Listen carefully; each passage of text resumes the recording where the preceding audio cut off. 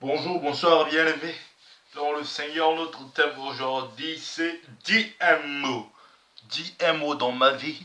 Dis un mot. Quand tu demandes à quelqu'un, dis un mot. Quand tu parles à quelqu'un et que tu as besoin que la personne te réponde, tu dis à la personne, dis un mot.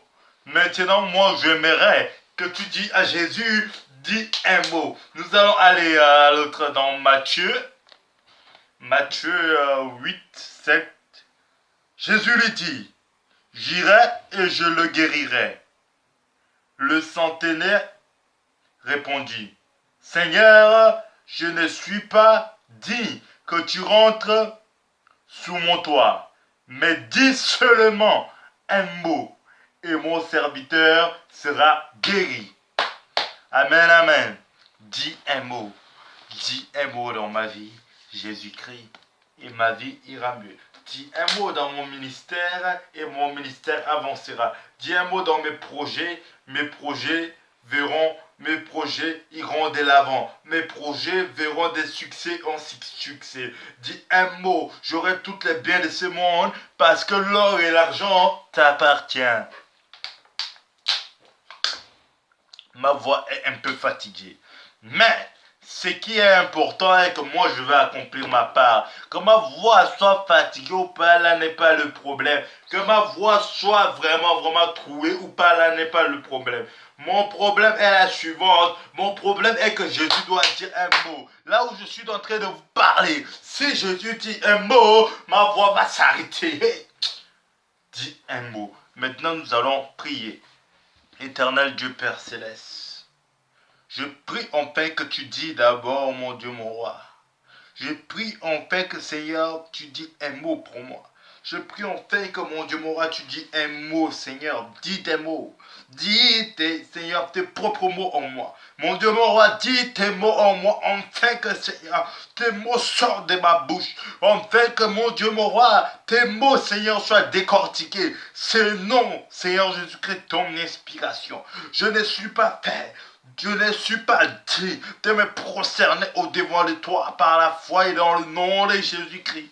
Mais au moins, mon Dieu, mon roi, dis un mot, afin que je sois pur au devant de toi. Dis un mot, Seigneur Jésus-Christ. Toutes sortes de distractions. Dis un mot et distrais-les. Dis un mot, mets-les en confusion. Seigneur, éloigne-les de moi au nom de Jésus-Christ. Éloigne-les aussi de ceux qui me regardent au nom de Jésus. Dis un mot dans leur vie et c'est là au nom de Jésus-Christ que j'ai ainsi prié. Amen. Nous allons maintenant continuer notre thème.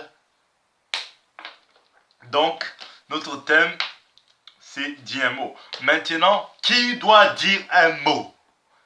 Où il doit dire un mot? Quand il doit dire un mot, qui? Il faut demander à Jésus de dire un mot dans ta vie. Il faut demander à Jésus de dire un mot dans tes programmes. Il faut demander à Jésus de dire un mot dans tes affaires. Il faut demander à Jésus de dire un mot dans ton ministère. Il faut demander à Jésus de dire un mot dans tout ce qui t'appartient.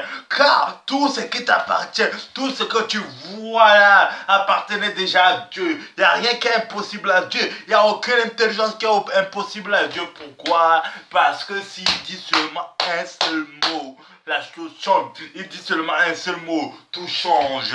Quand Jésus avait besoin d'un âne, il a envoyé ses serviteurs. Il leur a dit, si la propriétaire vous demande qui a pris l'âne, dites à la propriétaire que le rabbi en a besoin. Le rabbi doit dire un mot dans ta vie. Le rabbi en a besoin. Donc le rabbi leur a dit que si le propriétaire vous demande, vous devrez lui dire que j'ai dit que moi j'ai besoin de l'âne. Ça c'est un mot de Jésus.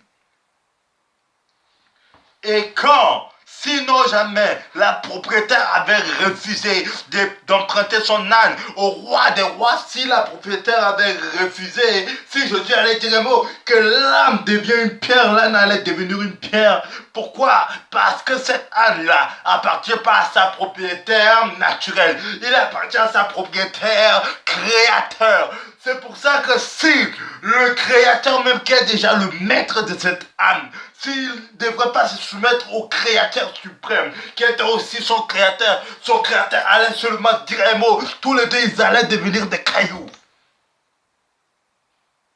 Si le Créateur dit que le maître de l'âne et l'âne devient caillou, tous les deux, ils allaient devenir cailloux.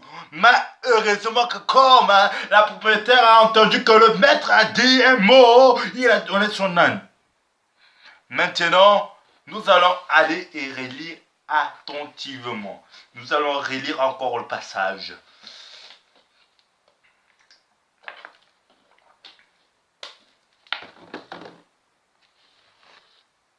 Jésus lui dit, j'irai et je le guérirai.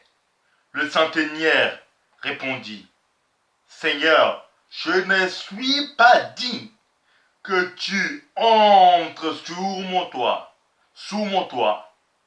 Mais dis seulement un mot et mon serviteur sera guéri. Dis seulement un seul mot.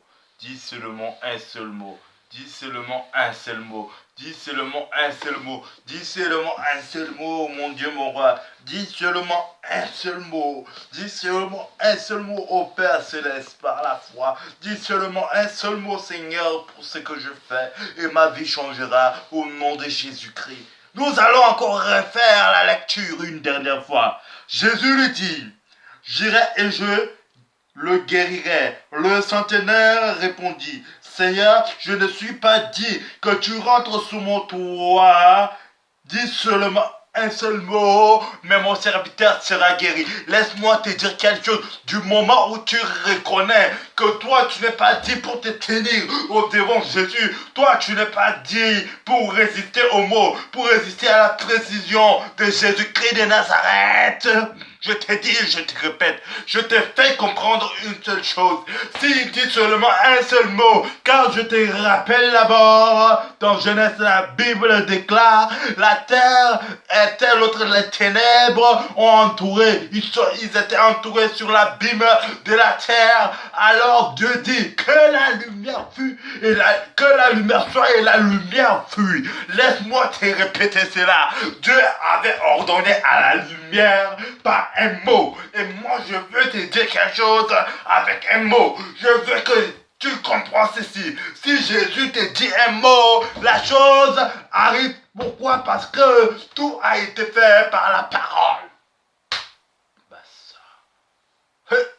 Quelqu'un m'a pas compris. Tout a été fait par la parole. C'est pour ça que quand tu as besoin de Jésus-Christ, tu dis à Jésus, j'ai besoin d'un mot parce que tu es le Dieu de la parole. Je dis et je le répète encore, Jésus, il est une partie de toi. Si tu comprends seulement qui il est, moi je dis que Jésus, il est le Dieu de la parole. Il est le Dieu de la promesse. Il fait tout par la parole. Sauf qu'il a créé l'homme avec ses propres mains. Mais par contre, quand il devrait créer l'homme, son père disait, créons l'homme à notre ressemblance. C'est pour ça que tu dois dire à Jésus que je suis créé par ton ressemblance. Avant d'être créé par ton ressemblance, tu avais dit, ton père avait dit, car la Bible déclare Père, Fils, Saint-Esprit, c'est trois, mais ils vont un, ils sont en équipe, ils forment le corps un. Donc ils doivent dire un mot, Jésus doit dire un mot, son père doit dire un mot. Et s'ils disent un mot dans ta vie, s'ils habitent en toi, ils disent un mot. S'ils habitent en toi, ils disent un mot en toi. Tout ce que tu fais verra, tout ce que tu fais ira de l'avant. Pourquoi? Parce que tu dis un ravi, dis un mot dans ma vie. Et quelqu'un m'a pas compris. Il devrait dire un mot pour que certaines choses bougent. En bon entendeur, que Dieu vous bénisse. À nous revoir prochainement. Je n'ai pas voulu forcer, je n'ai pas voulu vous dire ceci, que moi, je suis aussi un homme qui sert un Dieu de la parole. Dis seulement un mot, dis seulement un mot, dis seulement un mot, dis seulement Alléluia, Alléluia.